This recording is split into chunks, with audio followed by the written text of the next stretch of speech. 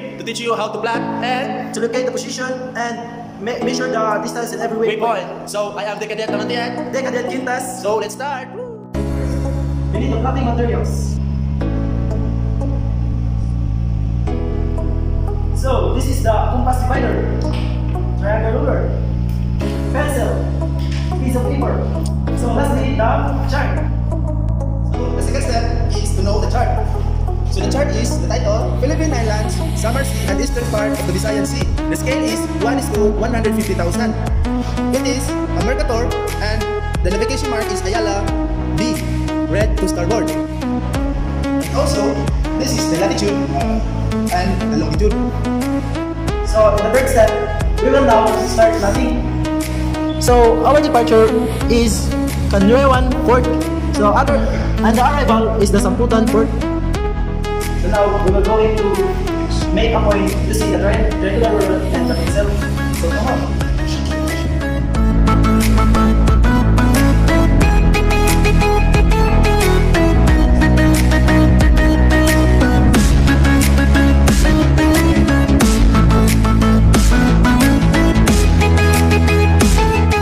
I'm done. Now let's see the waypoint. Now this is the departure. This is the first waypoint, the second waypoint, and the arrival. Since the plotting is done, I am here to locate the position of every waypoint. So let's see. In the latitude, we see the 12 degrees. This is the 12 degrees, so this is the 11 degrees. In the latitude, we can see the 125 degrees. This is the 125 degrees, and this is 124. Now, I will use the compass divider and also need a sheet of paper to write the location, the latitude, and the longitude. So let's start. We will now locate the latitude of our departure.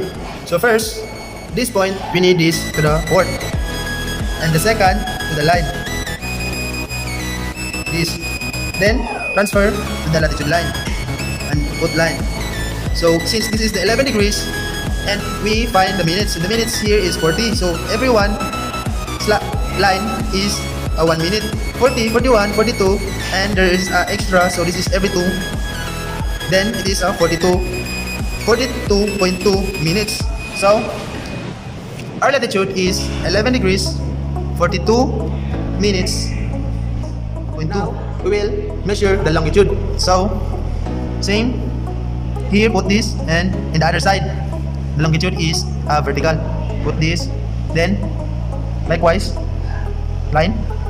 So this is the 124 degree. So here is the 40 minutes. So 41, 2, and 0.2. So our longitude is 124 degrees, 42.2 minutes.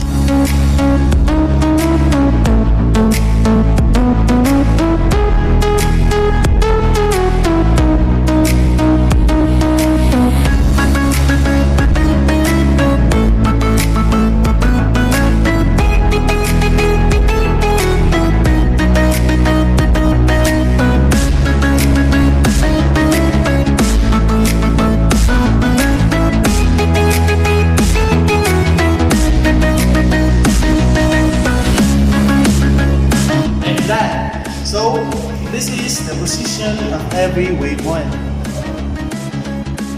We're going to measure the distance by the compass divider. So let's go. Since the waypoint 0 is the departure, then the distance is 0 nautical miles. And the departure to the first waypoint is to use the divider. Then since it's too short, we use the 10 nautical miles and the latitude.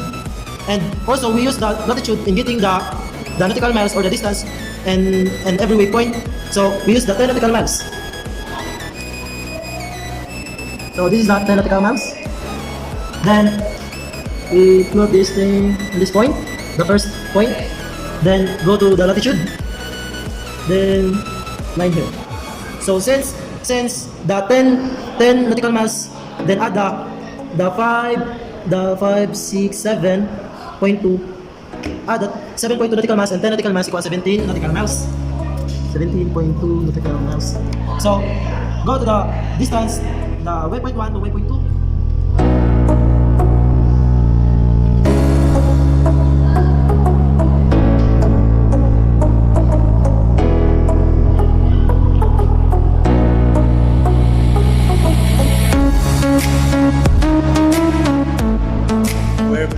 So we are done plotting. Getting the waypoint, position, and the distance. So we hope you learned something. Bye-bye.